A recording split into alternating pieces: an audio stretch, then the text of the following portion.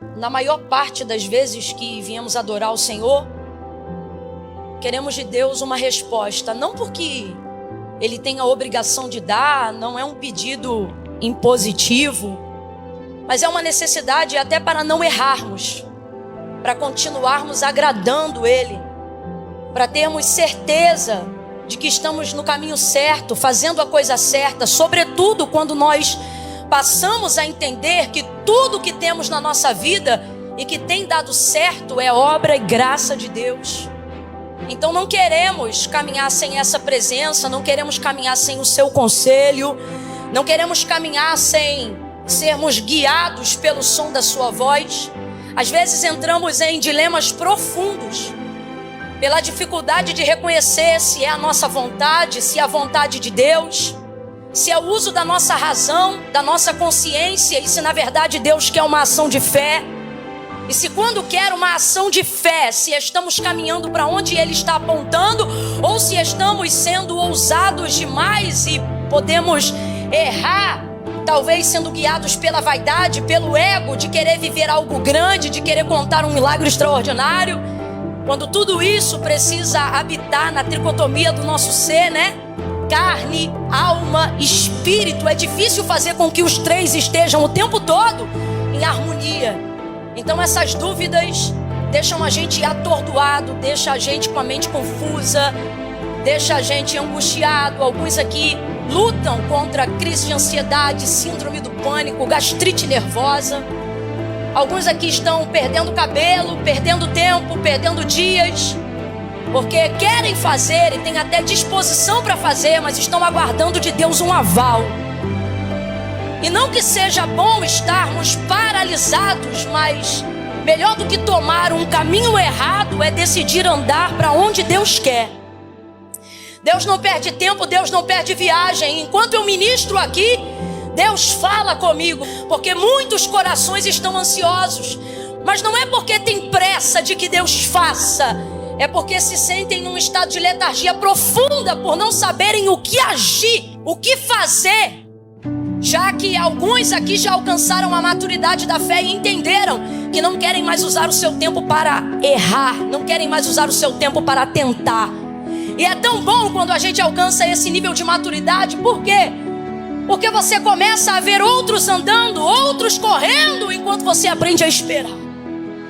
E é nesse processo de espera, onde por mais que você esteja um tanto quanto angustiado e quem sabe até ansioso, mas muitas vezes em condição de obediência. E por que a ansiedade vem?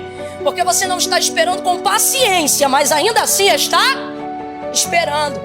Mas é complicado esperar quando eu tenho potencial. É complicado esperar quando eu tenho sonho. É complicado esperar quando eu tenho desejo. É complicado esperar quando eu quero ter um plano de execução. É complicado esperar quando eu acredito que eu posso fazer as coisas que Deus disse que eu faria, ainda que não haja em mim toda a capacidade, mas há em mim toda a fé que eu preciso para que Deus execute essas coisas. Então logo vem a pergunta: por que não está acontecendo? Por que minha vida não está andando? Por que os sonhos não estão se realizando? E por que as coisas não estão na velocidade do poder que Deus tem para fazer? Isso vai deixando a gente angustiado, ansioso, perturbado. E aí, para completar ainda, o advento da internet e a mídia social vai colocando a gente, por mais tanto que pareça, todos em estado de comparação contínua. Os outros estão andando, os outros estão crescendo, os outros estão exercendo seu ministério, os outros estão pregando, os outros estão cantando, os outros estão abrindo empresa, os outros têm um ministério de intercessão consolidado. Olha como aquela irmã é de Deus, olha como aquele irmão é de Deus, olha como a vida dele está andando, como a empresa dele está andando, como a casa dele está andando. Enquanto isso, tem alguém falando a mesma coisa de você. Afinal, ninguém posta o que dá errado. Sua vitrine também é linda. E isso vai gerando na gente uma ansiedade tão grande. E aí Deus falou: diga duas verdades. Primeira, aprenda a esperar com paciência, mas o fato de não ter paciência, todavia, ainda assim esperar, coloca você em posição de vantagem. Porque é melhor esperar a hora que Deus quer fazer do que meter a mão aonde você não está preparado ainda para meter. do que entrar aonde você ainda não deveria entrar. Por isso o profeta Isaías, ele vai resumir, né? A Bíblia é tão maravilhosa, gente. A Bíblia verdadeiramente, ela está acima do kairós, do tempo do homem. Ele vai dizer com tanta propriedade: os jovens se cansarão, os mancebos certamente cairão. Vamos traduzir?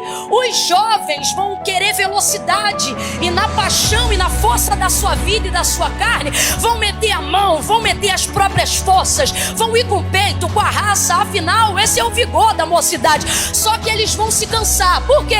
Porque vão descobrir, irmão, que nem tudo é no peito e na raça, nem tudo é na tua vontade e no teu querer, sobretudo na vida daquele que serve ao Senhor.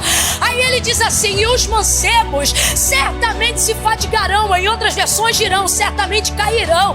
Quem são os mancebos? Os mais novos que os jovens. Só que na verdade ele não está falando de idade, ele está falando de temperamento. Na verdade ele não está falando de idade, ele está falando de velocidade.